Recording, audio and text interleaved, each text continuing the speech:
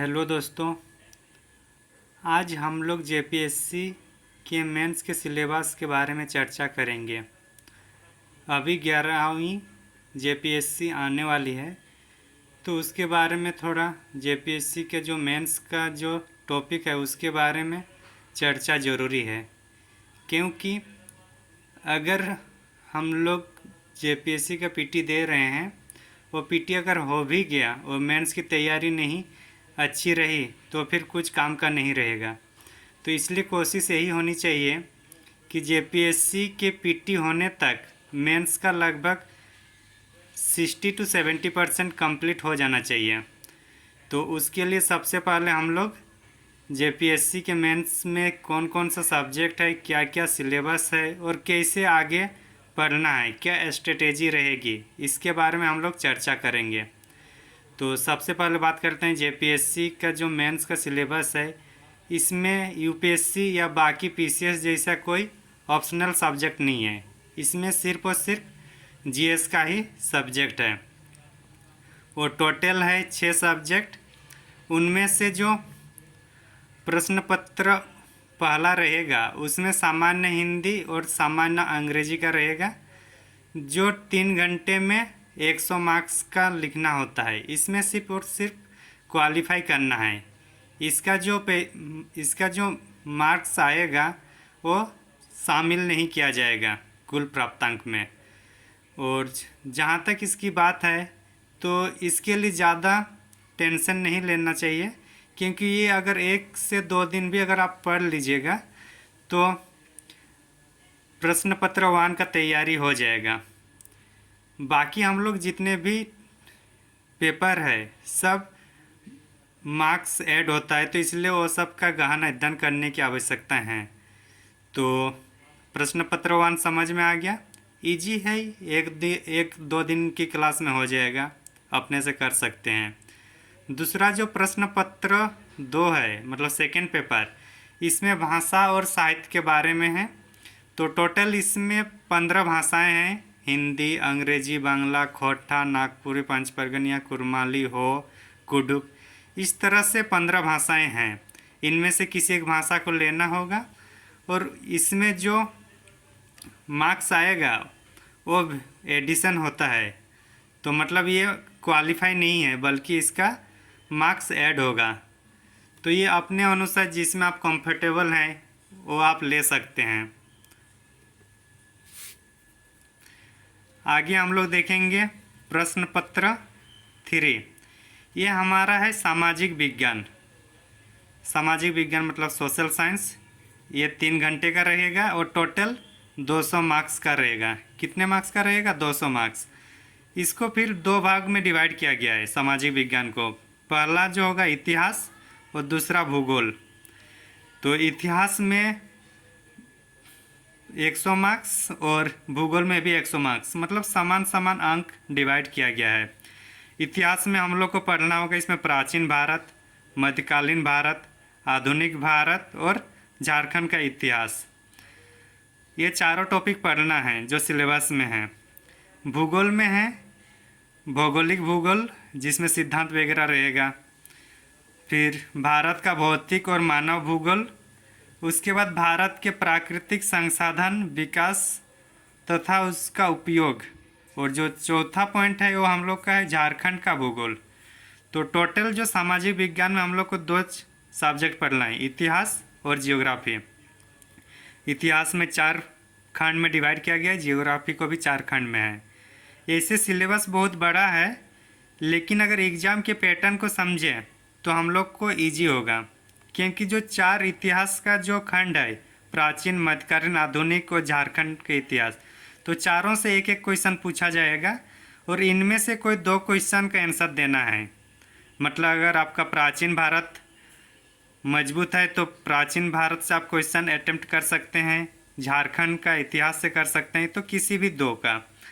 लेकिन हम लोग को अगर अभी टाइम है तो चारों को अच्छा से करना है, और अगर टाइम कम बच रहा है तो कम से कम 3 को करना है। अगर 3 को करेंगे तो 2 जो रहेगा वो तो ठीक है, लेकिन अगर बाई चांस जो हम लोग पढ़ के गए वहाँ से नहीं आ रहा है तो तीसरा वाला जो है उसको भी हम लोग को वैकल्पिक रूप में रखना होगा। तो इतिहास का जो भी मतलब आपके अनुसार जो आपको मजबूत, जो आपको स्ट्रॉन्ग लगे, वो वाला 3 क्वेश्चन कम से कम अटेम्प्ट करने की कोशिश करना है, उसके लायक बन के रहना है। जियोग्राफी में भी सेम वही है कि 4 खंड रहेगा, भौगोलिक भूगोल, भारत का भौतिक और मानव भूगोल, भारत का प्राकृतिक संसाधन और संसाधन का विकास और उपयोग के बारे में होगा, और चौथा होगा झारखंड का भूगोल। इसमें से भी कोई मतलब सभी से एक एक क्वेश्चन रहेगा, उनमें से 2 ही प्रश्नों का उत्तर देना है। तो इससे क्या होगा कि जो हम लोग का टाइम है, कम टाइम में भी हम लोग तैयारी कर सकते हैं। तो जो भी 2 आपका जिसमें जो ज़्यादा समझ होगी 2 टॉपिक में, उस टॉपिक को पूरी तरह से मजबूत करना है। साथ ही साथ और एक वैकल्पिक रूप से कोई एक टॉपिक को चुनना है। तो इस तरह से इसमें से 2 क्वेश्चन लॉन्ग रहेगा, इसमें 2 क्वेश्चन लॉन्ग रहेगा। टोटल 4 जो डिस्क्रिप्टिव में है, तो हिस्ट्री का 2, जियोग्राफी का 2, टोटल 4 क्वेश्चन और प्रत्येक 40 नंबर का, टोटल होगा 160 नंबर का। लेकिन ये दोनों मिला के मतलब हिस्ट्री और जियोग्राफी, हिस्ट्री का 4 खंड और जियोग्राफी का 4 खंड, ये सबसे हिस्ट्री का 10 MCQ रहेगा और जियोग्राफी का 10 MCQ रहेगा। और ये 10-10, 20 जो होगा वो सब इम्पोर्टेंट है, मतलब उसको करना ही है। प्रत्येक प्रश्न में 2 नंबर का रहेगा। तो इस तरह से इसमें से 40 नंबर का होगा और ये 160, तो इस तरह से 200 मार्क्स का हो जाएगा हम लोग का पेपर 3। आगे हम लोग देखेंगे पेपर 4 में क्या है। पेपर 4 जो हम लोग का है वो है हम लोग का भारतीय संविधान और राज्य व्यवस्था, लोक प्रशासन और सुशासन। ये है पेपर 4 का टॉपिक। ये भी 3 घंटे का रहेगा और 200 मार्क्स का रहेगा। इसमें जो 20 MCQ रहेगा ये तीनों टॉपिक से मिल के रहेगा, मतलब भारतीय संविधान और राज्य व्यवस्था, लोक प्रशासन और सुशासन से। बाकी जो 160 मार्क्स का जो रहेगा उसमें से 4 प्रश्नों का डिस्क्रिप्टिव उत्तर देना है, मतलब उसमें सब्जेक्टिव आंसर देना है। और कितने प्रश्न का देना है? 4 प्रश्नों का। टोटल प्रश्न रहेगा, टोटल 8 प्रश्न रहेगा, लेकिन हम लोग को 4 प्रश्नों का उत्तर देना है और प्रत्येक प्रश्न 40 नंबर का रहेगा। तो इस तरह से 160 मार्क्स का हम लोग का सब्जेक्टिव रहेगा और ऑब्जेक्टिव रहेगा 40 मार्क्स का। तो टोटल 200 हो गया। इसको पढ़ने के लिए हम लोग M लक्ष्मीकांत का बुक पढ़ सकते हैं, जो भारतीय संविधान और राज्य व्यवस्था के बारे में, लोक प्रशासन के बारे में भी पढ़ सकते हैं, M लक्ष्मीकांत थी, और सुशासन उसी में मिल जाएगा जो लोक प्रशासन वाला बुक रहेगा। तो इस तरह से पेपर 4 का हो जाएगा। फिर पेपर 5, पेपर 5 में हम लोग का रहेगा भारतीय अर्थव्यवस्था, वैश्वीकरण और धारणीय विकास। ये भी 3 घंटे का रहेगा और ये भी टोटल 200 मार्क्स का रहेगा। इसमें भी 20 MCQ रहेगा, इसमें 20 MCQ रहेगा और प्रत्येक 2-2 मार्क्स का रहेगा। और इस तरह से कितना हो रहा है? 40 मार्क्स। और 4 डिस्क्रिप्टिव लिखना है और प्रत्येक 40 नंबर का रहेगा और इस तरह से 160 मार्क्स होगा। आगे हम लोग इसको जो देखेंगे 160 मार्क्स रहेगा, इसमें अलग अलग सेक्शन में रहेगा। जैसे सेक्शन 2 हुआ ना, इसमें 2 क्वेश्चन रहेगा, 2 में से 1 बनाना है। सेक्शन 3 में भी 2 क्वेश्चन रहेगा, उसमें से 1 बनाना है। और सेक्शन 4 में भी 2 रहेगा, उनमें से 1 बनाना है। और सेक्शन 5 में भी जो 2 रहेगा उनमें से 1 बनाना है।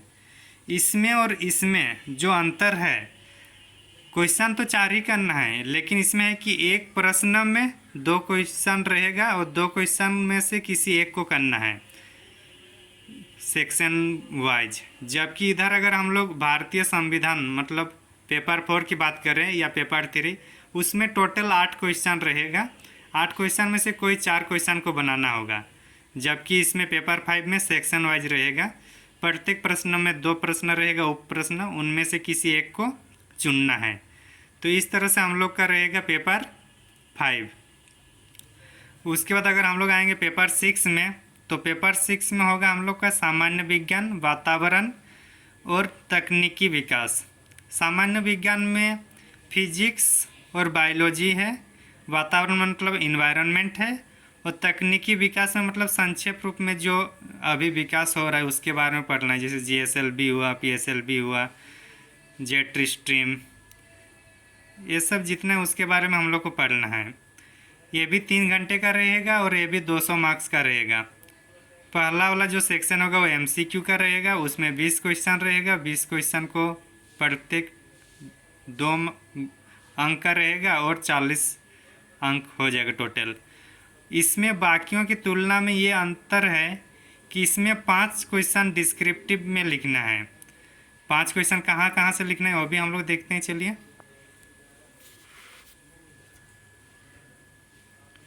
5 क्वेश्चन में जो रहेगा, पहला क्वेश्चन में तो एमसीक्यू रहेगा 20। उसके बाद जो सेकेंड क्वेश्चन आएगा वो फिजिक्स का रहेगा। फिजिक्स का मतलब 2 क्वेश्चन रहेगा, 2 में से 1 बनाना है।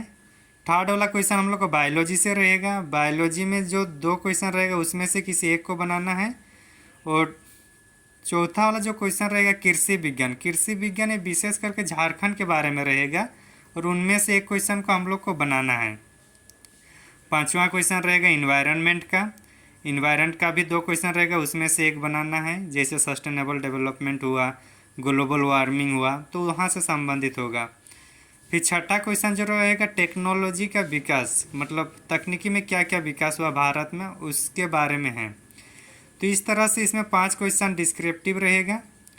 पाँचों क्वेश्चन का जो प्रत्येक होगा 32 नंबर का है। बाकी जितना हम लोग पहले देखे उसमें 40-40 नंबर का था, लेकिन उसमें 4 क्वेश्चन होता था। लेकिन पेपर 6 में जो है ये 5 क्वेश्चन रहेगा और प्रत्येक क्वेश्चन में 32 नंबर का मिलेगा। तो इस तरह से 160 मार्क्स होगा आपका ऑब्जेक्टिव और 40 सब्जेक्टिव। टोटल हो रहा है आपका 200 मार्क्स। तो टोटल अगर हम लोग जितने भी मेंस के पेपर को देखें जो क्वालिफाइंग नेचर का नहीं है, मतलब सामान्य हिंदी और इंग्लिश को छोड़ दें, तो टोटल 950 है मार्क्स। तो इनमें से तैयार करके रखना है पीटी के पहले ही, जब कम से कम 60 to 70% हो जाना चाहिए, ताकि मेंस के लिए ज़्यादा टेंशन ना लेना पड़े।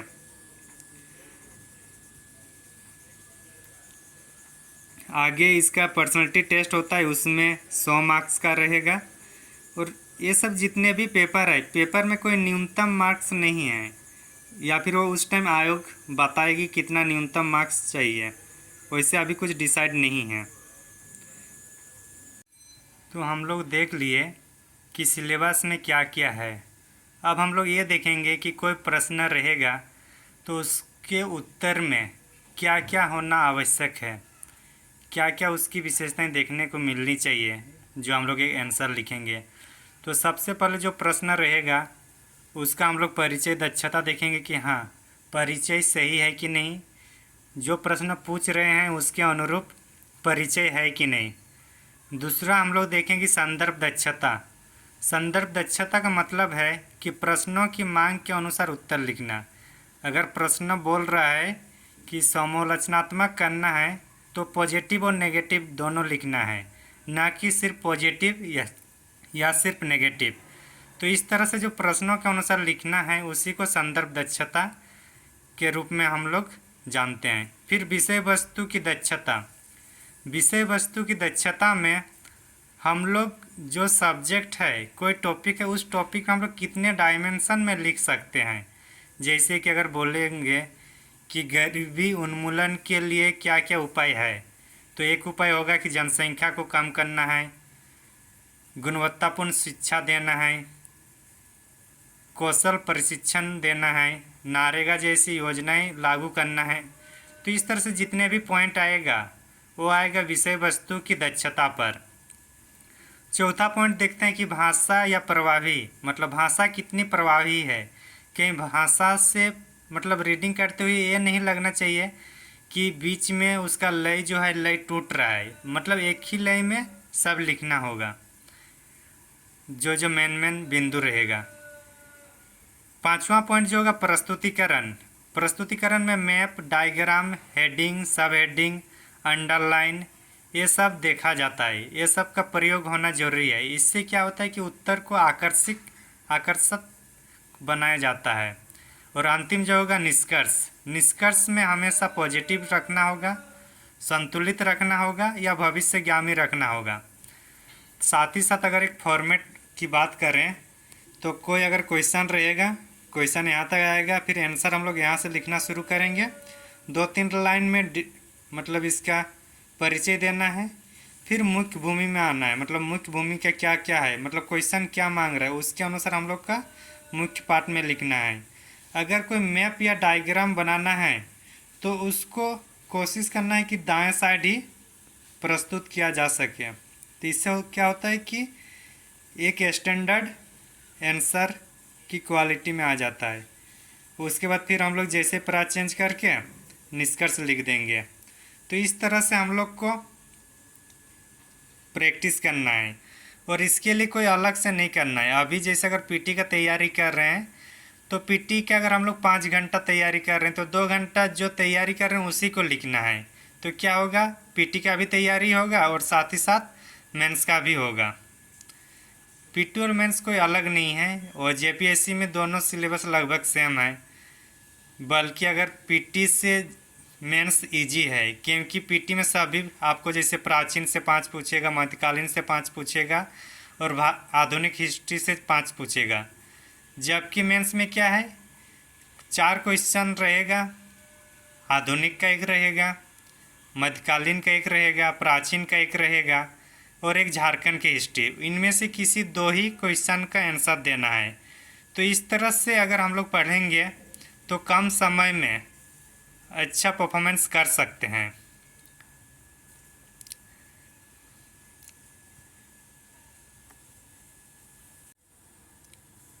आज की इस वीडियो में